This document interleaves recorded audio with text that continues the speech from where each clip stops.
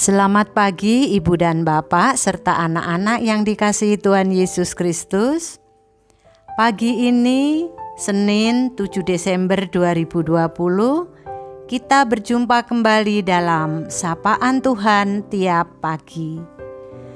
Sebelum kita mendengarkan dan merenungkan sabda Tuhan, mari kita awali dengan berdoa terlebih dahulu. Mari kita satukan hati di dalam doa. Terima kasih Tuhan Yesus, Engkau telah memberkati tidur kami semalam, dan Tuhan juga yang membangunkan kami dalam keadaan sehat dan dapat menghirup udara segar pemberian Tuhan.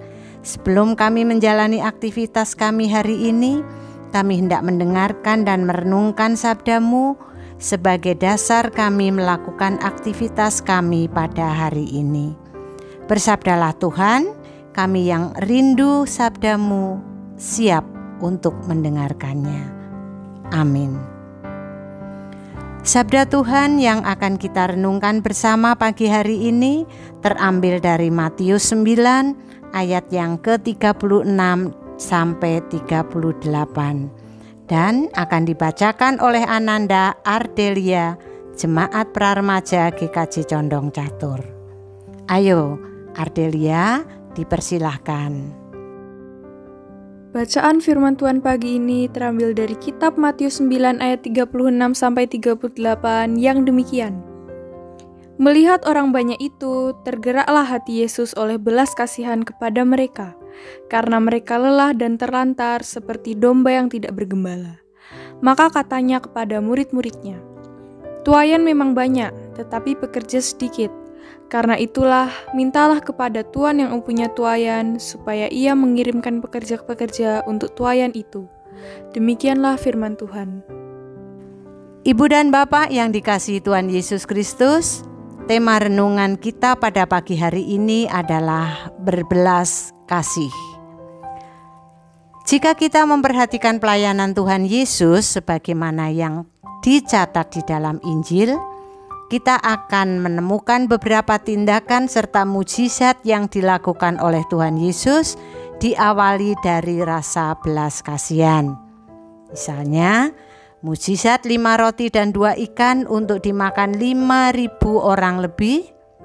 Peristiwa itu diawali dengan keterangan, ketika Yesus mendarat, Ia melihat orang banyak yang besar jumlahnya, maka tergelaklah hatinya oleh belas kasihan kepada mereka dan Ia menyembuhkan mereka yang sakit.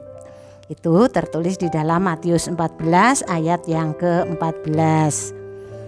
Tuhan Yesus tidak hanya tergerak hatinya oleh belas kasihan saja, tetapi Ia menindaklanjuti belas kasihannya dengan menyembuhkan mereka yang sakit. Begitu juga saat murid-muridnya hendak makan malam dan menyuruh orang banyak membeli makanan, padahal hari sudah malam, Tuhan Yesus tergerak hatinya, berbelas kasihan kepada mereka, menyuruh mereka duduk di rumput, dan mulailah Tuhan Yesus membuat mukjizat dengan menengadah ke langit, mengucap berkat, dan memecah-mecahkan roti, dan bisa memberi makan 5.000 orang lebih, dan ternyata masih ada sisanya. Juga tentang kemurahan Tuhan Allah sebagaimana digambarkan oleh Tuhan Yesus dalam perumpamaan tentang Tuhan yang tidak melakukan perhitungan dengan hambanya. Itu tercantum pada Matius 18 ayat yang ke-27. Lalu tergeraklah hati raja itu oleh belas kasihan akan hamba itu, sehingga ia membebaskannya dan menghapuskan hutangnya. Jadi semua berawal dari belas kasihan. Ada juga dalam perumpamaan anak bungsu yang hilang namun kembali pulang. Ada dalam Lukas 15 ayat yang ke-10. Ketika ia masih jauh, ayahnya telah melihatnya dan tergerak hatinya oleh belas kasihan. Ayahnya itu berlari mendapatkan dia, lalu merangkul dan mencium dia.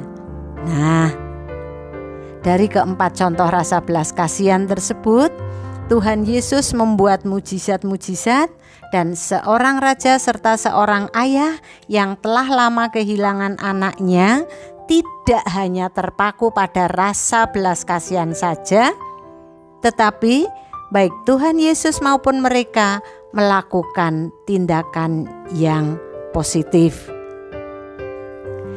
Ibu dan Bapak serta saudara-saudara yang terkasih, tentu saja dalam kehidupan kita juga pernah merasakan pengalaman hidup dengan perasaan belas kasihan.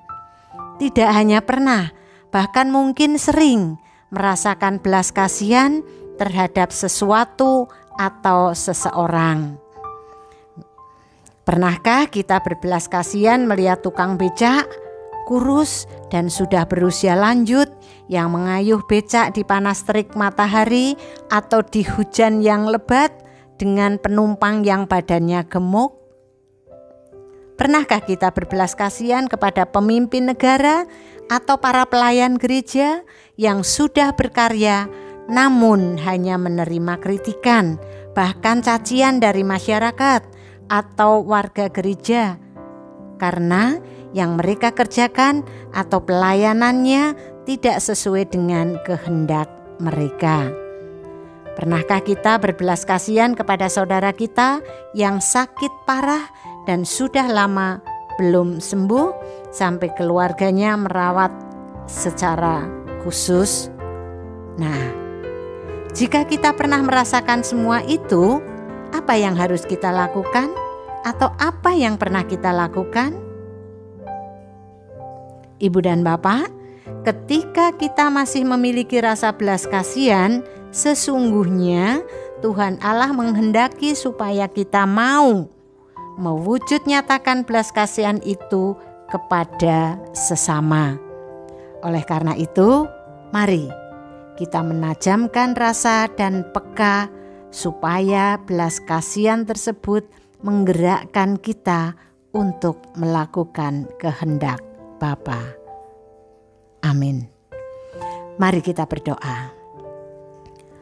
Tuhan, kami menghadap tahta-Mu kembali, menghaturkan ucapan syukur dan terima kasih karena Engkau telah mengizinkan kami untuk mendengarkan sabda-Mu.